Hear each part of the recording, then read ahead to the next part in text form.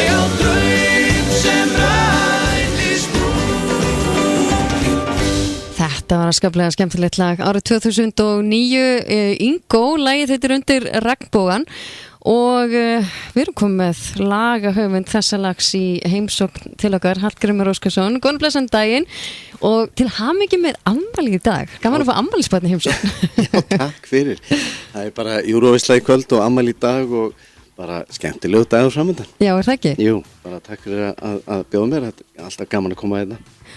Þú hefur nú nokkuð skiptið tekið þátt í söngvakeppni sjónvarpsins og hefur nú líka farið út fyrir okkar hönd. Já, einmitt. Já, ég hef sigrað og ég hef nokkuð sem lent í öðru seti og í þriðja seti. Ég hef alltaf haldið mig, alltaf þegar sæti hafa verið tilkynnt þá, allavega langoftast, þá hef ég náð einhvers staðar þar, svo hafa stundum verið undankeppnir þar sem að ekki sæti eru tilkynnt. Þannig að já, það hefur bara verið gaman og var gaman að fara út og en svona eftir þessa reynslu þá finnst mér oft bara mjög gott að lenda í öðru seti því að þá nær maður upp á svið en sko þarf ekki að fara í þessa vinnu sem fylgir eftir því að hún er alveg ótrúlega, tekur mikinn tíma og mikil fyrirhöfn en þó að sé gaman sko, það má ekki gera það oft sko. Nei, hlýtur samt að vera svaka skemmtilegt, sérstaklega eins og þetta er orðið núna, þetta er orðanlega 2 vikur og eiginlega 2 vikur af bara, hvað maður að segja, eins og Greta sagði, henni leið bara svolítið eins og hún verður bara stórstjarna.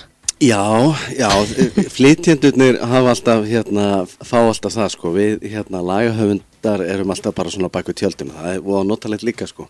Já, fylgja með á kantinum. Já, bara vera með þannig sko og svo mæti maður fólki í lyftu sko sem að, til dæmis, þegar ég var þarna úti þá og ég fór nú reyndar út sko líka 2005 þá var ég svona í teiminu og ég man til dæmis þá að þá voru þarna einhverja aðdáendur sem að sko vissu allt flytjendur Íslands og og eins og þegar ég gekk inn í lyftuna þá voru þarna 3 aðdáendur, þeir voru alveg vissir að ég væri Björgvin Halldórsson, flytjandi Íslands.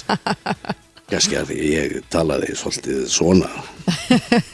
En þú ferð þarna út 2003 með Birgittu Haugdal og skemmtileg upplifun? Já, mjög skemmtileg og hafa gaman að fara með Birgittu, hún er svo æðislegur flytjandi, hún er svona með þetta sem að kallar að vera sympatísk eða sko þetta að hún nær að fanga fólkið fyrir framann sjónarskjáina, hún er með þetta sem er svona þetta náttúru talent einhvern veginn og sumir flytjendur hafa það og sumir ekki sko og maður sér alltaf sko með þá sem hafa það hvað það skiptir miklu máli, við náðum ágætt ánægri þá og ég held að það sem hafi líka Birgittu til þess að ná til fólks hafi verið eitt af lykilatriðunum þá.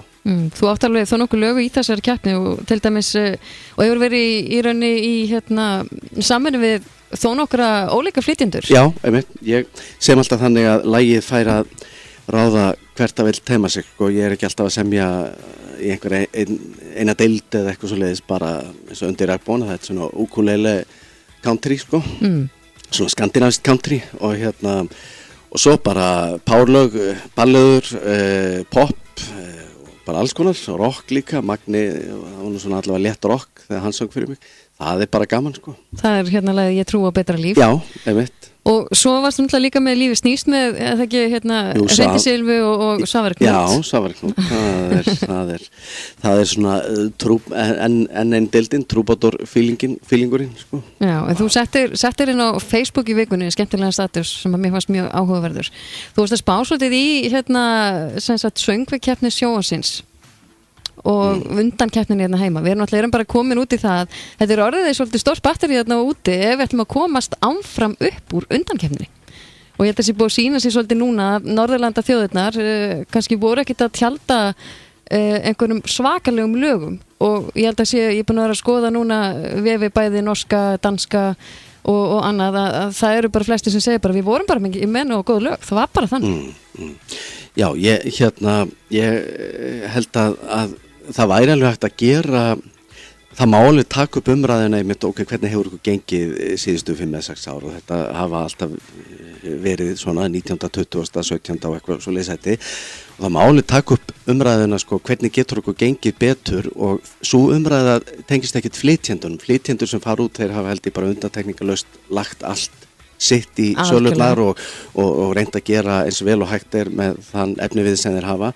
En ef við kannski tökum og fókuserum aðeins áður en að þeir fari í aðalhlutverki, þá er þetta að gera mjög margt til þess að setja þetta í svona meiri kannski keppnisskýr og hugsa þetta aðeins meira svona strategíst hvernig getum við náð betri árangri og það eru held ég fjölmörg atriði, til dæmis bara ef ég tek eitt atriði sem mér hefur dottið í huga í þessu 2 skipti sem við höfum náð mjög góðum árangri í öðru seti við Jóhannu og Guðrún og Selmu, þá voru þau lög á ensku frá byrjun. Já. Og nú er með þessa reglu og maður verið að byrja að syngja á íslensku og mér finnst það alltaf vera þeir sem setja svona reglu finnast mér alltaf vera þeir sem kannski hafa ekki alveg skilning á tónlistinni. Fyrir mér er þetta bara eins og það er bannað að vera með selló í laginu vegna þess að það er ekki hægt ég hef sami lög sem eru með mjög sterkum enskum húk og það er ekki hægt að þýða það. Þá bara hugsa ég fer ekkert með það í þessa keppni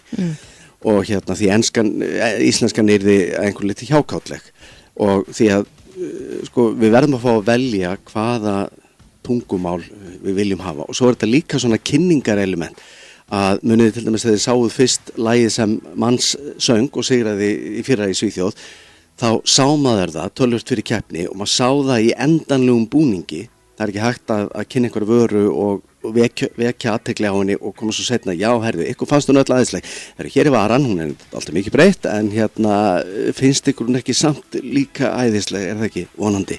Enda líka, þetta voru úrslitir núna þar sem að lögin fengu að vera annarkvort að ensku eða íslensku sama hvernig í rauninni höfundar tók ákvörðunum í úrslitunum.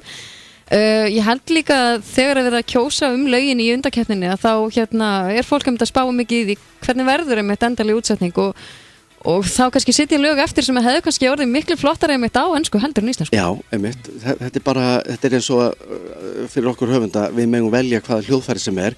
Tungumálið er bara eitt af hljóðfæranum og þetta tengist ekkert eitthvað yfir á ensku yfir íslensku, alls ekki. Ég meina við erum að nota tölvuskjá allan daginn sem enskan er ráðandi við eigum.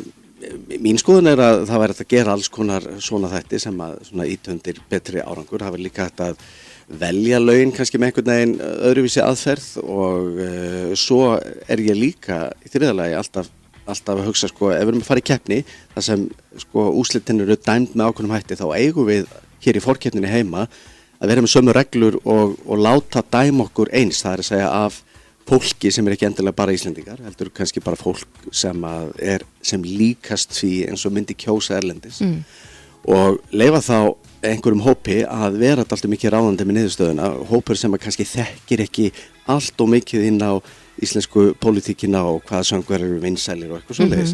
Bara fólk sem kemur fest að þessu og horfir á þetta skjánum og segir, já ég fíla þetta og þetta ekki og er alveg saman hvort einhver eitt söngvari sem vinsæll eða ekki.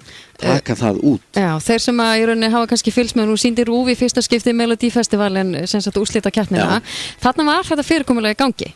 Já. Og þarna er í rauninni Svíþjóð hefur 50% atkvæða á móti 50% hjá 10 öðrum þjóðum. Þetta er akkurat bara hárrétt keppnishugsun og það er ekki tilviljun að Svíjar byrja með þetta. Þeir kunna að hugsa þetta út frá keppni og ég spái því að það verði bara einhver örfá ár þangað til þeir eru komnir yfir þessa kórunu sem að Írar hafa unnið keppnin oftast, þeir eru eftir að vinna hana nokkuð oft á næstu árum með þetta fyrirkomulag, ég held það. Þeir eru náttúrulega bara hljóð, mynd, allt, þeir eru bara toppnum í þessum bransar, þeir eru bara viðkennast. En svo er það kannski líka það að það hafa lög sem sagt sigrað í Svíþjóð sem hefur ekkert endilega verið fyrsta val Svíja þeirra sjálfra Já, og það er bara hluti af því að við erum að keppa í þessari keppni. Þetta er eins og nú erum við að fara að keppa á EM, ekki veljum við í landsliði út frá háralit og augnlit eða eitthvað þannig, við veljum út frá því sem að mun gagnast akkurat í mótinu og við erum að gera það með þessa keppni líka. Við erum hérna heima að byrja að taka Svíja svona til fyrirmyndar í ýmsu en hins vegar það má alveg með fara að bæta þessu við og pluss það kosningafyrirkomulagið í kvöld er í rauninni bara kosningafyrirkomulag Svíja þannig að þetta er gott og þetta verður gaman að sjá hvernig þetta kemur allt saman út. Við erum búin að sjá þetta í Melodífestivalinn þannig að þetta er svo sem ekkert að koma okkur óvart en ég held að þetta að veri gaman líka ef að fleiri lög fengi að fara í undankeppnina hérna heima. Ég bara viðkynna, ég er einn af þeim sem að lagahöfundar eiga til að senda mér lög og leiða mér að heyra áður en þau eru sendin í keppni og ég er mjög gaman að því og ég held því bara leyndu fyrir mig hverjir gera það en hins vegar þá hef ég heyrt fullt af lögum sem hafa verið sendin sem hafa ekki fengið svo brautagengi hjá dómnefnd sem að velur inn í undankeppnina hjá RÚV og þá er ég að tala bara mjög nútímaleg lög sem eiga virkilega heima þar inni. Mér finnst eins og RÚV sé meira að reyna að velja fjölbreytni frekar en að vera með fullt af topplugum. Já, það hefur alltaf verið mjög mikið leynd yfir þessu valferli og þó að ég hef oft ekki þátt þá er ég með mjög takmarkaðar upplýsingar það en ég hef þó fengið staðfest að allavega í mörgum tilvikum og kannski að þá sé RÚV að velja veljum 2 fjörug, veljum 2 fyrir eldra fólkið, kannski 2 fyrir krakkana og eitthvað svona. Ég held að þetta sé alveg koluröng strategi. Og, og bara velja bestu lögin sem eru líklegust til þess að sigra úti. Það ætti að vera eini hugsunarhátturinn. Þetta er lagakeppni. Þetta er ekki sjónvarpskeppni, þetta er lagakeppni. Nei, einmitt. Og markmið er að sigra þarna og ef að fólk vill ekki keppa eftir því þá það bara útbúa einhver aðra keppni sem er bara fyrir Ísland, einhver svona krútleg íslensk landshlutakeppni í krútlegum lögum, ég veit ekki. Nákvæmlega. En nú vorum við heyrðum áðan í Páli Óskari og hann var að segja okkur að hann væri í rauninni bara að bíða eftir því að fá rétta lagið í hendurnar. Erst þú með það? Já, það var næsta spurning. Já, ég veit ekki, hann verður að svara því, ég hef ekki sendt Palla, fyrir Euro, hann hefur reyndar sungið lag eftir mig, það var ekki Eurolag, en já, þegar Palli er náttúrulega svo opaslega sterkur flytjandi og ef maður myndi hugsa svona Euro og Palli þá dettur flestum í hug svona taka einhverja algjöra svona four on the floor eitthvað svona danslag bombu en kannski eru þessi lög að verða pínlítið þreytt, það er svo mikið af svona lögum, kannski ætti með Palli, nú er ég bara að hugsa upp átt að taka hana bara Móniku og vera með hörpu og taka svo mikla svona strengi af því hann er ballöðukall, hann er svona baritón ballöðukall og syngja eitthvað svona lag sem myndi bara blása góðum vind inn í hjörtu Evrópubúa með þannig til, kannski. En ættu við ekki líka kannski hoppa á það sem er vinsalt í dag með einhvern veginn eins og þetta dramatíska pop sem Ástralir að bjóða upp á núna þau eru einhvern veginn einu hítuna þar Mér finnst þetta frábært lag. Já, málega er að síðan eru einhvern veginn í lögin svona Europop-legi eða einmitt ballaðan en þarna kemur einhvern veginn millivegurinn sem er þetta dramatíska pop svona svolítið theatrical og skemmtilegt með stóra rödd en svona synthar og þungur taktur undir. Ég held að þetta sé eitthvað svona vænlegt til árangurs. Ég held að Eurovision keppnin sé bara búin að breytast og þetta þarf ekkert að vera einhver húkur og upphækkun og eitthvað svona, þetta þarf bara að vera gott lag, nútímalegt gott lag. Já, ég held að þörfin sé orðin einmitt meira bara nútímalegt lag eins og við heyrum á hinum rásunum og út á stöðum og svona, bara nútímalegt lag. Ég held að akkurat að það sé, þess vegna held ég að til dæmis sænska lagið eigi líka góðan séns og það muni líklega fara ofalega vegna þess að það er akkurat svona þessi nútímalega deild, það eru náttúrulega margar, það er ekki bara ein gerð sem er nútímalega, það er svona þessi einfaldleiki, litla hljóðmynd og mikil einlægni, það er líka mjög mikið svona nútímalegt, oft bara kannski bassatróma, gítar og söngvari sem næra tjá mikla tilfinningu, það er líka nútímalegt, og það er bara jákvæmt sem segir að keppnin er að þróast og hún fylgir nútímanum. Ég sá mitt mynd í morgun sem af dómararennslinu síðan í gær þar sem að Justin Timberlake er að heilsa Frans og segir hún að hann fíli virkilega lagið hans. Akkurat. Þetta er alveg ótrúlega flott mynd. Svo hann er ekki bara 17 ára eða hvað hann Frans, held það? Já, eitthvað svo leiðis. Þetta er náttúrulega mikil upplifun fyrir hann að hitta Justin Timberlake. Koma beint úr einhverju sænskri hittu og vera svo að drekka kaffi með Timberlake eða hann drekkur kannski bara kók. Já, nákvæmlega. En við ætlum að heyra framlag þitt frá árinu 2003 og sem sagt það er Birgitta Haugdal sem að söng það lag. Gaman að fá því heimsókn Hallgrímur og bara vonandi heyrum við eitthvað lag í undankeppni á næsta ári frá þér. Já, það geti vel verið. Takk fyrir komuna.